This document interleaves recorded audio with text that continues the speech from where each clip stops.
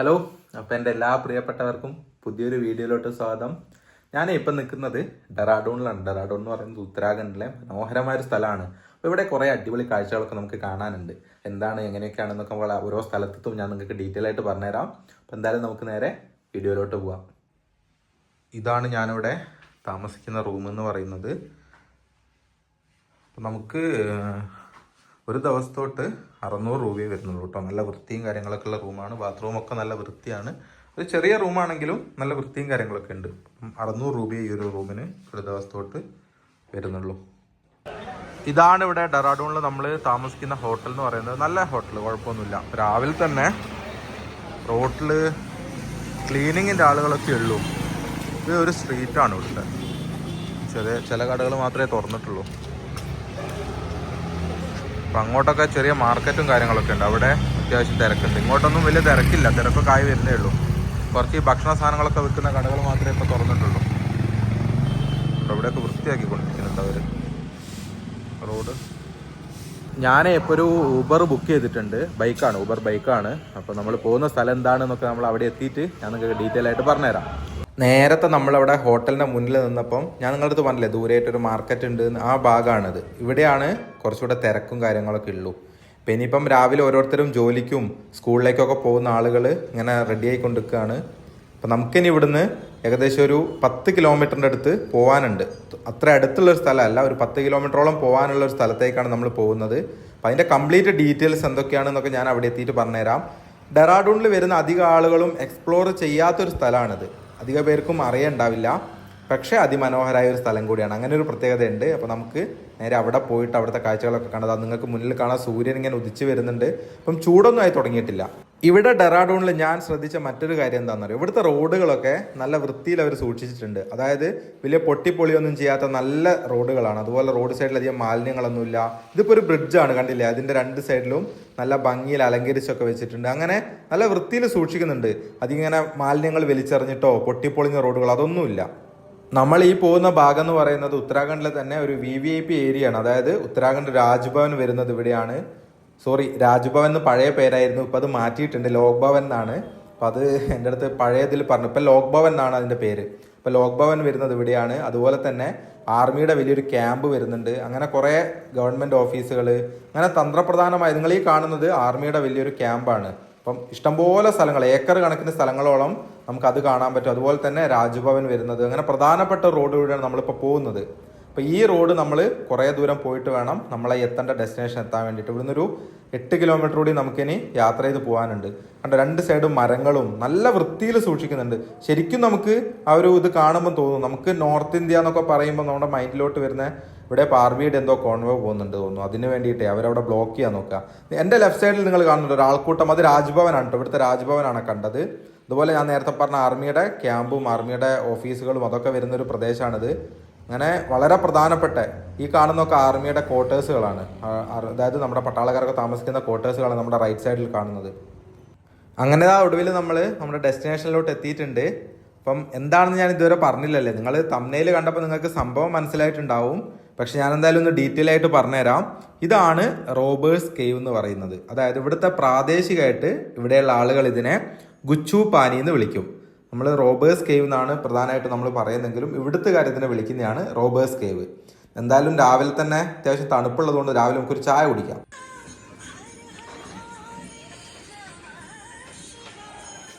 ഇതാണ് robbers കേവിൻ്റെ entrance വരുന്നത്.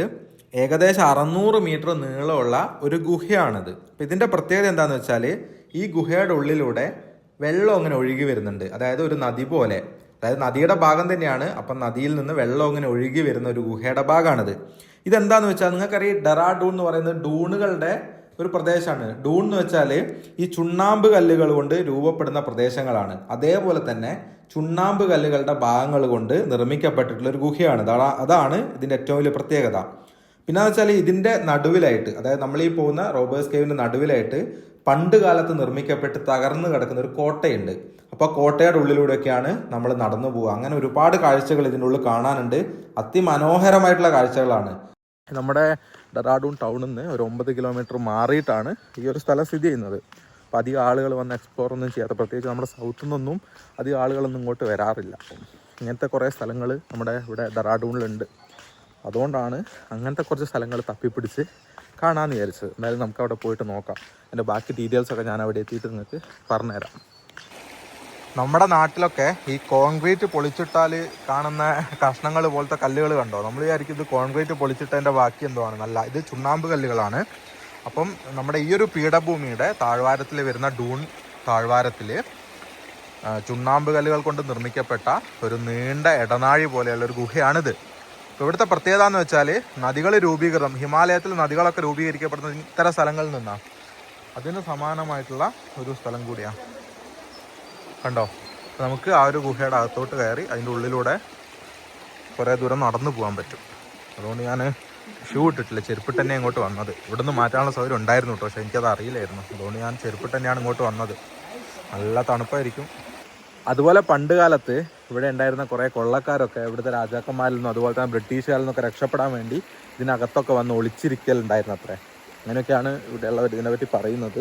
അപ്പം നമുക്ക് ഏറ്റവും രസകരമായ കാര്യം എന്ന് വെച്ചാൽ ഈ ഒരു എന്താ പറയുക, നീർച്ചാൽ, ഇതൊരു പുഴയാണ്. ഇത് ഒഴുകി വരുന്ന അതിൻ്റെ ഉള്ളിലൂടെ, അതായത് ആ വെള്ളത്തിലൂടെ നമുക്ക് ആ ഗുഹയുടെ ഉള്ളിൽ കൂടെ നടക്കാൻ പറ്റും. കണ്ടോ? ചെറുതും വലുതുമായിട്ടുള്ള ചുണ്ണാമ്പ് കല്ലുകളാണ് ഇവിടെ മുഴുവനായിട്ടുള്ളത്.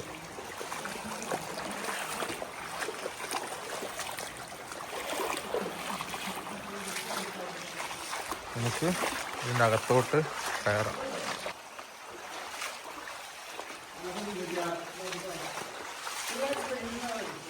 നല്ല തണുപ്പാണ് വെള്ളത്തിന്. തണുത്ത വെള്ളത്തിലൂടെ നമ്മളിങ്ങനെ നടക്കുമ്പം ആ ഒരു തണുപ്പ് ഇങ്ങനെ കാലിലൂടെ അരിച്ച് കയറുന്നുണ്ട്. നല്ലൊരു ഫീലാണ് കേട്ടോ അത്. ഇത് രസമാണെന്നറിയോ? നമ്മുടെ കാൽപാദം നനയാനുള്ള വെള്ളമേ ഉള്ളൂ. അപ്പം ആ ഭാഗത്ത് ഇങ്ങനെ തണുത്ത വെള്ളം തട്ടുമ്പം നല്ലൊരു ഫീലിംഗ് ആണ് ഇതിലൂടെ ഇങ്ങനെ നടക്കാൻ തന്നെ. എന്ത് രസമാണെന്നറിയോ? ഈ ഒരു കല്ലുകൾ ശ്രദ്ധിച്ചോ? ഇതൊക്കെ ചുണ്ണാമ്പ് കല്ലുകളാണ്. ഒരു ലാവയൊക്കെ തണുത്തുറഞ്ഞ് കിടക്കുന്ന പോലെ തോന്നില്ലേ?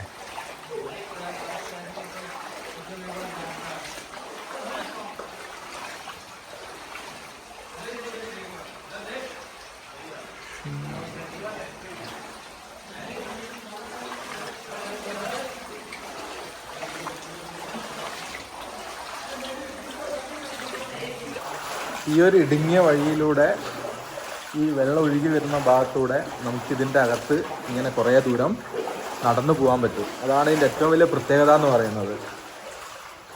നമ്മുടെ പ്രകൃതിയുടെ അത്ഭുതങ്ങൾ എന്ന് പറയുന്നത് ഇങ്ങനെ ഓരോന്നാണ്. എൻ്റെ ലൈഫിലൊരു ഫസ്റ്റ് ടൈം എക്സ്പീരിയൻസ് അപ്പോൾ ഇങ്ങനെ നടക്കുന്നത്. അടിയിൽ മൊത്തം കല്ലുകൾ, ഞാൻ പറഞ്ഞില്ലേ മൊത്തം ചുണ്ണാമ്പ് കല്ലുകളായതുകൊണ്ട് അതിന് വ്യത്യാസമുണ്ട്. ഞാനൊന്ന് എടുത്ത് നിങ്ങൾക്ക് കാണിച്ചു തരാം.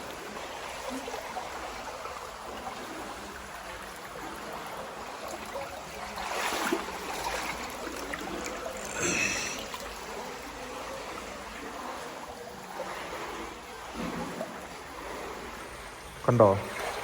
നമ്മളെ കോൺക്രീറ്റ് ചെയ്ത കഷ്ണം പോലെ ഇല്ലേ, ചുണ്ണാമ്പ് കല്ലുകളാണ്.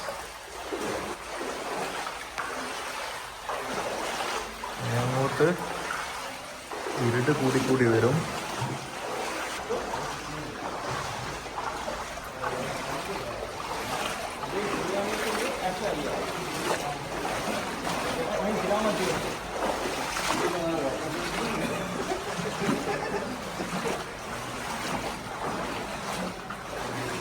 അവിടെ മുകളിൽ ആ കല്ലുകളൊക്കെ ഇങ്ങനെ വീഴാതെ നിൽക്കുന്ന കാണുമ്പോൾ തന്നെ ഒരു പേടി തോന്നും. നമുക്കതിങ്ങനെ അവിടെ തങ്ങി നിൽക്കുകയല്ലേ.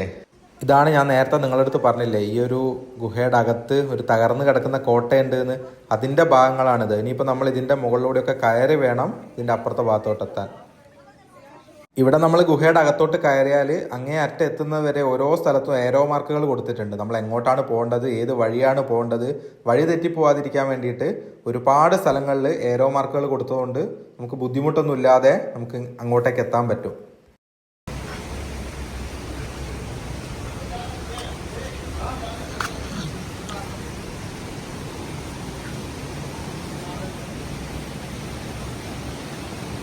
അങ്ങോട്ടൊക്കെ എങ്ങനെയാ പോവുക, അതാ ഞാൻ ആലോചിക്കുന്നത്.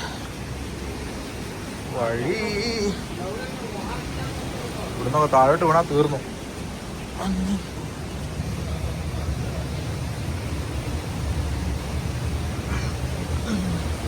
അയ്യാ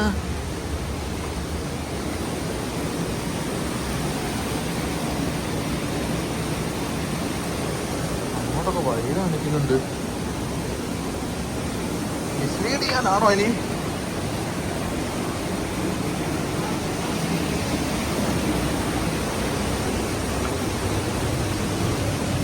ഇവിടെയൊക്കെ ഏതോ മാർക്കിട്ട് വെച്ചിട്ടുണ്ട്. ഇത് എങ്ങോട്ടേക്കാ?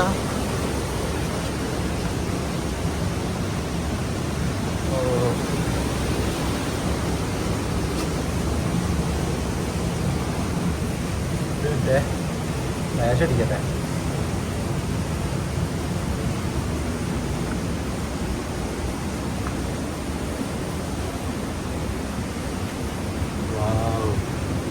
ചുണ്ണാമ്പ് കല്ലുകൾ. ഇതൊക്കെ ഒരു അനുഭവമാണ് കേട്ടോ. വൺ ടൈം അനുഭവാ. ഇടിഞ്ഞു വീഴുമെന്ന് പേടിയാവുന്നു. ഇതിന്റെ ഉള്ളിലൊക്കെ വേരുകൾ വന്നിട്ട് നോക്ക്. എന്താ അവനെ പേടിയാവുന്നുണ്ട് ശരിക്കും.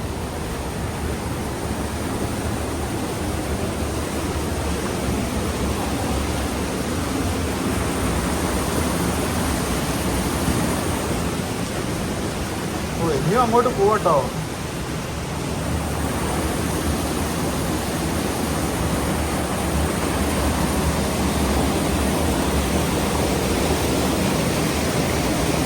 എല്ലാം കൂടി വീഴോ താഴാന്നാ പേടി. അയ്യാ, എനിക്കിങ്ങോട്ട് വന്ന സമയത്ത് തോന്നിയൊരു കാര്യമുണ്ട്. ഗവൺമെന്റ് അടിയന്തരമായിട്ട് ഇവിടെ ചെയ്യേണ്ട ഒരു കാര്യം എന്താണെന്ന് വെച്ചാൽ, ഒരു രീതിയിലുള്ള പ്ലാസ്റ്റിക് സാധനങ്ങളും വേസ്റ്റും ഒന്നും ഇങ്ങോട്ട് കൊണ്ടുവരാൻ സമ്മതിക്കരുത്. പല ആളുകളും കൊണ്ടുവന്നിട്ട് ഇതൊക്കെ ഇവിടെ ഇട്ടിട്ട് ഇവിടെ മൊത്തം വേസ്റ്റ് ആയിട്ടുണ്ട്. ഇത്രയും മനോഹരമായൊരു സ്ഥലം, ഇത്ര ഭംഗിയിൽ നമുക്ക് പോകാൻ പറ്റുന്ന സ്ഥലത്ത് എങ്ങനെ ഇങ്ങനെ മാലിന്യങ്ങൾ വരുന്നത്? ഇത് ഗവൺമെന്റ് ശ്രദ്ധിക്കേണ്ടതാ. വേറെ ഒരു രാജ്യത്തും അങ്ങനെ ഉണ്ടാവില്ല. അപ്പം അത് ശ്രദ്ധിക്കണം. അതായത് പ്ലാസ്റ്റിക് കുപ്പികൾ അങ്ങനത്തെ സാധനങ്ങൾ ഒന്നും ഇങ്ങോട്ട് കൊണ്ടുവരാൻ സമ്മതിക്കാതിരിക്കുക എന്നുള്ളതാണ്. ഇങ്ങനെ ഇവിടെ വേസ്റ്റ് വരാതിരിക്കാൻ ഗവൺമെന്റിന് ചെയ്യാൻ പറ്റുന്ന ഒരേ ഒരു കാര്യം. ഇല്ലെങ്കിൽ ഒരു മാലിന്യ കൂമ്പാരത്തിൻ്റെ അകത്തോട്ട് വരുന്ന ഒരു പ്രതീതി ഉണ്ടാവുള്ളൂ ഇങ്ങോട്ട് വരുമ്പോൾ. ഇങ്ങനെ ഇതൊന്നും വെച്ചിട്ട് കാര്യമില്ല. കണ്ടോ?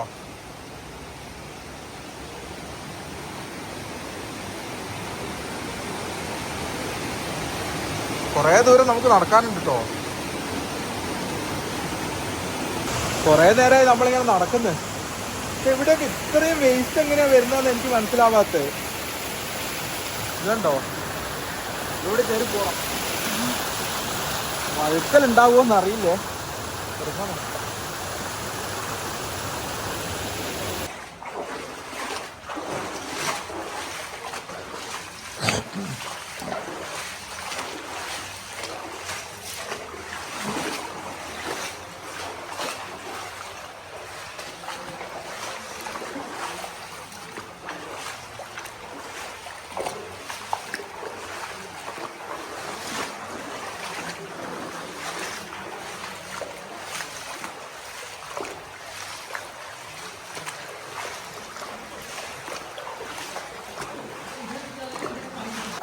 ഈ ഒരു കേവിൻ്റെ എല്ലാ ഭംഗിയും ഈ പ്ലാസ്റ്റിക് സാധനങ്ങൾ ഇവിടെ കൊണ്ടിടുന്നതോടുകൂടി പോയി. അപ്പോൾ അത് ശ്രദ്ധിക്കണം. അങ്ങോട്ടങ്ങോട്ട് കുറവാണ്. ഈ അറ്റത്തോട്ട് എത്തുമ്പോഴാണ് കൂടുതൽ പ്ലാസ്റ്റിക് സാധനങ്ങൾ ഇങ്ങോട്ട് വരുന്നത്. അത് പൂർണ്ണമായിട്ടും ഇവിടുത്തെ ടൂറിസം ഡിപ്പാർട്ട്മെൻറ്റ് ശ്രദ്ധിക്കേണ്ട കാര്യമാണ്. ഇനി പ്ലാസ്റ്റിക് കുപ്പികൾ കൊണ്ടുപോകുന്നുണ്ടെങ്കിൽ നല്ലൊരു സജഷൻ എന്ന് പറയുന്നത്, നമ്മുടെ നാട്ടിൽ എടക്കൽ ഗുഹയിൽ ചെയ്യുന്ന പോലെ പ്ലാസ്റ്റിക് കുപ്പിയുടെ മേലെ 20 രൂപ എക്സ്ട്രാ വാങ്ങിച്ചിട്ട് സ്റ്റിക്കർ ഒട്ടിച്ച് കൊടുക്കുക. തിരിച്ചു കൊണ്ടുവന്നിട്ടുണ്ടെങ്കിൽ ആ 20 തിരിച്ചു കൊടുക്കുക. ഇല്ലെങ്കിൽ അത് ഇവിടെ ഇട്ടിട്ട് പോവുകയാണെങ്കിൽ ആ പൈസ 20 50 അങ്ങനെ എന്തെങ്കിലും ചെയ്യുന്നത് നല്ലതായിരിക്കും. ഒരു കാര്യം ചെയ്യാം, ഇതൊക്കെ വെച്ചുകൊണ്ട് ഇവിടുത്തെ CM-നും അതുപോലെ തന്നെ ടൂറിസം ഡിപ്പാർട്ട്മെൻറ്റിനും ഒരു മെയിൽ അയച്ചു കൊടുക്കുക. കാരണം ഇത്ര ഭംഗിയുള്ളൊരു സ്ഥലം ഇങ്ങനെ പ്ലാസ്റ്റിക്കുകൾ കൊണ്ടിട്ട് നശിപ്പിക്കാൻ പാടില്ല എന്ന് എൻ്റെ മനസ്സിൽ തോന്നിയതുകൊണ്ടാണ്. അതായത് അത് ചെയ്യും. ഒരു മെയിൽ എന്തായാലും അയക്കാം. എന്നെക്കൊണ്ട് നടപടി ഉണ്ടാവില്ല ഒന്നുമില്ല, പക്ഷെ നമുക്ക് നമ്മുടെ ഒരു സജഷൻ അറിയിക്കാമല്ലോ. ഇവിടെ കാണാൻ വരുന്നുണ്ടെങ്കിൽ ഡെറാഡൂണിൽ നിന്ന് ഒരു 9 കിലോമീറ്റർ ദൂരമായിട്ടാണ് ഇത് സ്ഥിതി ചെയ്യുന്നത്. പിന്നെ രാവിലെ വരുന്നത്, എത്രയും നേരത്തെ വരുമോ, ഇവിടെ 7 മണിക്കോ മറ്റോ തുറക്കും. മാക്സിമം ആ സമയത്ത് വരുന്നതായിരിക്കും ബെറ്റർ. നല്ലൊരു എക്സ്പീരിയൻസ് ആയിരിക്കും കേട്ടോ. നല്ല രസമാണ്.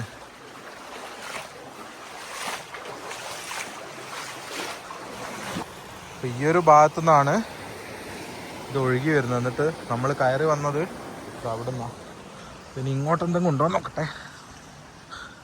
ഒന്നും ഉണ്ടാവാൻ വഴിയില്ല, എന്നാലും ഇവിടം വരെ വന്ന സ്ഥിതിക്ക് എന്തെങ്കിലും ഉണ്ടോ എന്ന് നോക്കണമല്ലോ. ഒന്നുമില്ല, അതാ പുഴ ഇങ്ങോട്ട് ഒഴുകി വരുന്ന ഭാഗം തന്നെയാണ്.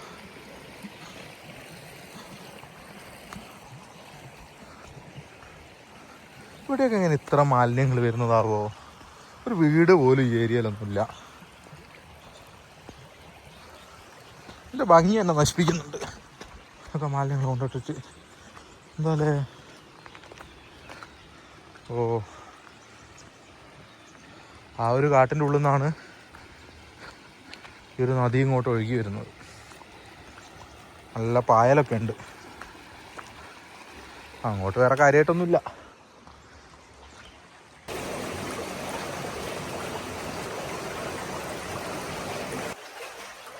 ഇതിൻ്റെ ഉള്ളിൽ ഉറച്ച് കിടക്കുന്ന കല്ലുകളായിട്ട് കണ്ടോ? അതുപോലെ അവിടെ ഓരോ തട്ട് ലെയർ പോലെ കാണുന്നില്ല. അത് ചുണ്ണാമ്പ് കല്ലുകളുടെ പ്രത്യേകതയാണ് ഇതൊക്കെ. ഇങ്ങനെയൊന്നും നമ്മുടെ നാട്ടിൽ നമുക്ക് കാണാനേ പറ്റില്ല. ഇവിടെ ഉള്ളൂ ഇതൊക്കെ. ഇത് ഭംഗിയാണല്ലേ. ഇപ്പോൾ അവിടം വരെ പോയി തിരിച്ചു പോവാം.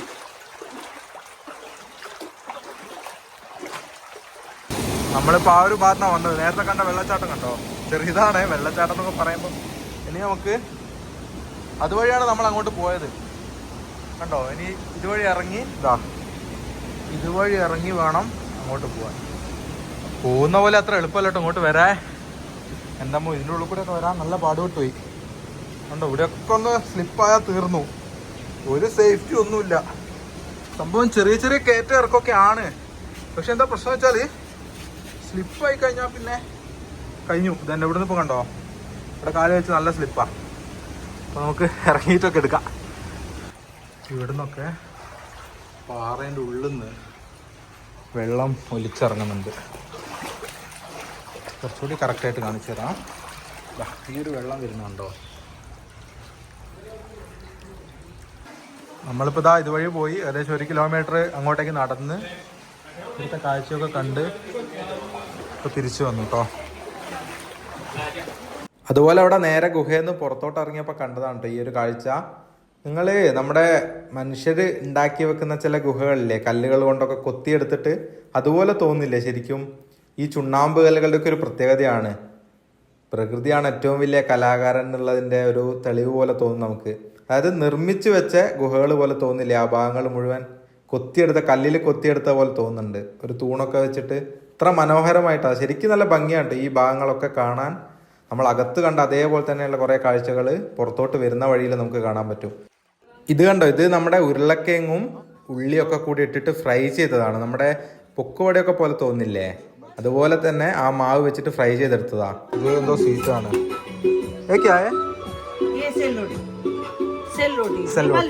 ഓ, ഒരു മധുരമുള്ള ഇതാണ് തോന്നിട്ട്. രാവിലെ വന്നതുകൊണ്ടേ നല്ല വിശപ്പുണ്ട്. അപ്പോൾ ഇവിടെ ഞാൻ ഭക്ഷണം പറഞ്ഞിട്ടുണ്ട് ആ ചേച്ചീൻ്റെ അടുത്ത്. അപ്പം ഞാൻ കുറച്ച് ഐറ്റംസ് പറഞ്ഞിട്ടുണ്ട്. എന്തൊക്കെയാണെന്ന് ഞാൻ കിട്ടുമ്പോൾ നിങ്ങൾക്ക് കാണിച്ചു തരാം. എന്തായാലും നമുക്ക് ഇവിടുന്ന് ഭക്ഷണം കഴിച്ചിട്ട് ഇനി പോവാം. നല്ല വിശപ്പുണ്ട്.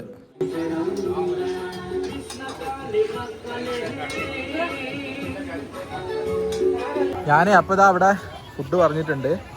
നമ്മുടെ ബജിയും ഇതില്ലേ ഉരുളക്കിഴങ്ങിൻ്റെ ബജിയുണ്ട്. അതുപോലെ തന്നെ ഒരു പ്ലേറ്റ് മാഗിയും പറഞ്ഞിട്ടുണ്ട്, ഒരു ചായയും. നല്ല വിശപ്പുണ്ട്. അപ്പോൾ അത് കഴിച്ചിട്ട് നമുക്ക് ഇനി ഇവിടുന്ന് അടുത്ത സ്ഥലത്തോട്ട് പോകും. ഇവിടുന്ന് ഒരു 12 കിലോമീറ്റർ ദൂരമുണ്ട് നമ്മൾ പോകുന്ന അടുത്ത സ്ഥലത്തോട്ട്. ഇവിടുന്ന് റാപ്പിഡോ വിട്ടോ നോക്കാം, കിട്ടുവാണെങ്കിൽ അതെടുത്തിട്ട് നമുക്ക് പോവാം. നല്ല പാട്ട്, അത് ഏതാ ഭാഷ എന്ന് എനിക്കറിയില്ല. ഒരു നോർത്ത് ഈസ്റ്റ് ടച്ചുള്ള പാട്ടാണ്. അവർ കണ്ടിട്ട് ഒരു നോർത്ത് ഈസ്റ്റ് പോലെ തോന്നുന്നുണ്ട്.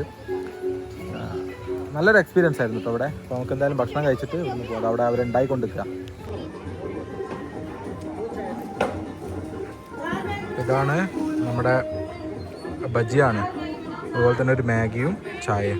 ഇത്രയും സാധനമാണ് പറഞ്ഞത്. അപ്പോൾ നമ്മൾ രാവിലെ തന്നെ ഇങ്ങോട്ട് വന്നു. ഇവിടെ റോബേഴ്സ് കേവിലെ മനോഹരമായിട്ടുള്ള കാഴ്ചകളൊക്കെ കണ്ടു. ഇനിയിപ്പോൾ ഇവിടുന്ന് ഡെറാഡൂണിലെ കുറേ മനോഹരമായിട്ടുള്ള വേറെ കാഴ്ചകളൊക്കെ കാണാൻ വേണ്ടി പോവുകയാണ്. അതൊക്കെ നിങ്ങൾക്ക് വരുന്ന വീഡിയോസിൽ കാണാൻ പറ്റും. അപ്പോൾ ഇന്നത്തെ ഈ ഒരു വീഡിയോ നിങ്ങൾക്ക് ഇഷ്ടപ്പെട്ടിട്ടുണ്ടെങ്കിൽ നിങ്ങൾ ഈ വീഡിയോ ഒന്ന് ലൈക്ക് ചെയ്യണം. നിങ്ങളുടെ അഭിപ്രായങ്ങളും നിർദ്ദേശങ്ങളൊക്കെ ഒന്ന് കമൻസിൽ പറയുക. പിന്നെ നിങ്ങളുടെ ഫാമിലിയിലുള്ളവർക്കും ഫ്രണ്ട്സിനൊക്കെ ഒന്ന് ഷെയർ ചെയ്ത് കൊടുക്കുക. അപ്പോൾ നമുക്ക് മറ്റൊരു ദിവസം മറ്റൊരു മനോഹരമായിട്ടുള്ള വീഡിയോ ആയിട്ട് വീണ്ടും കാണാം. അതുവരെ എല്ലാവർക്കും ബൈ ബൈ.